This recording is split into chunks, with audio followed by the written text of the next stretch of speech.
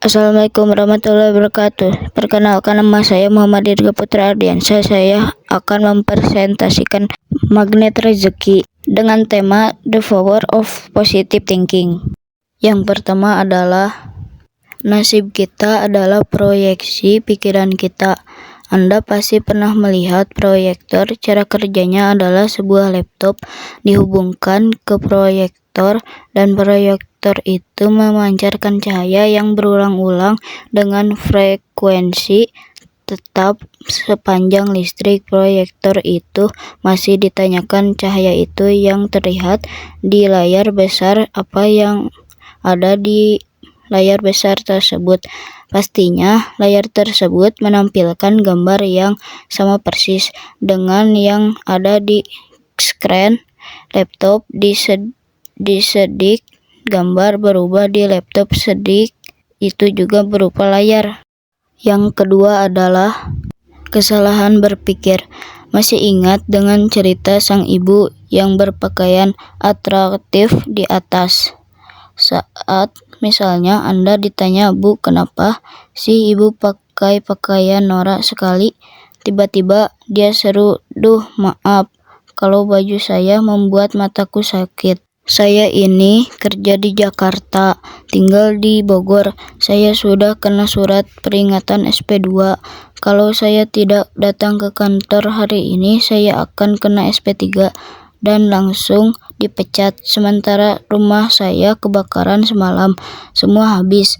Akhirnya baju saya pakai agar bisa pergi ke kantor."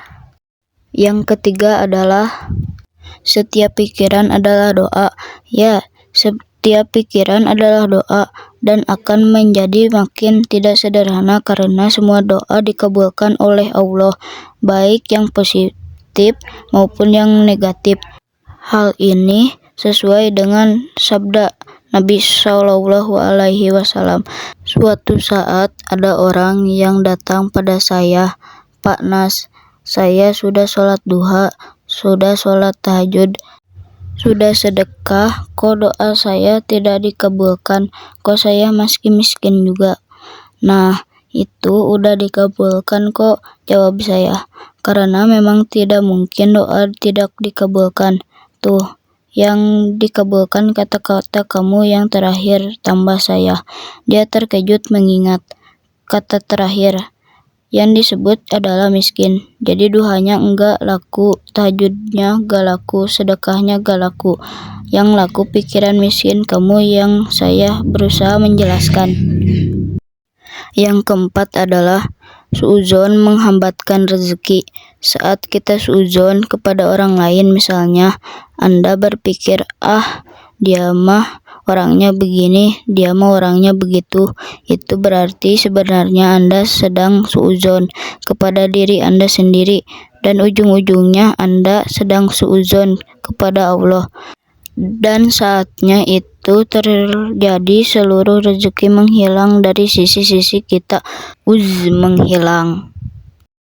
Yang kelima adalah suudzon merusak takdir. Penyesalan selalu datang belakangan, pastinya begitu tidak mungkin datang di depan. Kenapa terjadi penyesalan? Karena tidak tahu ilmu kehidupan atau tidak mau disiplin dalam melakukannya. Berikut ini ada sebuah kisah yang sangat dahsyat. Kisah ini dapat saat pelatih ski. Kisah ini sangat mengilmukan. Saya ceritakan dengan kemampuan ingat saya yang terbatas, tapi kira-kira beginilah ceritanya. Ada seorang anak, katakan bernama Hotya, bukan nama sebenarnya. Umurnya 20 tahun. Ngomongnya masih cadel. Kedua orang tuanya sibuk bekerja dari pagi sampai sore, sehingga akhirnya mereka berhasil membelikan sebuah mobil. Yang keenam adalah menghilangkan suudzon, membangun husnudzon. Sampai titik ini kita sudah punya pemahaman dan keyakinan yang baru.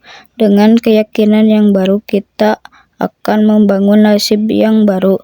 Juga keyakinan ini bernama husnudzon atau berbaik sangka.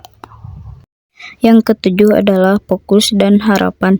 Ilmu berikut yang perlu kita perhatikan adalah hubungan antara fokus dan harapan. Misalnya seorang yang di dunia realitas masih miskin, belum kaya, tetapi hidup dengan fokus kekayaan. Dia keyakinan sudah kaya dan cukup, dia sudah merasakan puas dengan kehidupannya walaupun realitasnya belum kaya. Disinilah keajaiban itu terjadi ketika fokusnya kebaikan, fokusnya kaya, fokusnya keberlimpahan, maka ibarat tanah subur, apapun bisa tumbuh di atas fokus yang bagus. Itu yang tumbuh di atas fokus kebaikan itu bernama harapan. Yang kedelapan adalah rezeki sebenarnya dipaksa. Kisah Pak Budi membuka cakrawala. Berpikir kita tentang rezeki-rezeki yang selama ini kau tidak datang pada diri kita, malah yang datang adalah yang tidak inginkan, bukan karena rezeki tidak ada, tapi karena fokus kita ke arah yang tidak tepat. Terima kasih. Assalamualaikum warahmatullahi wabarakatuh.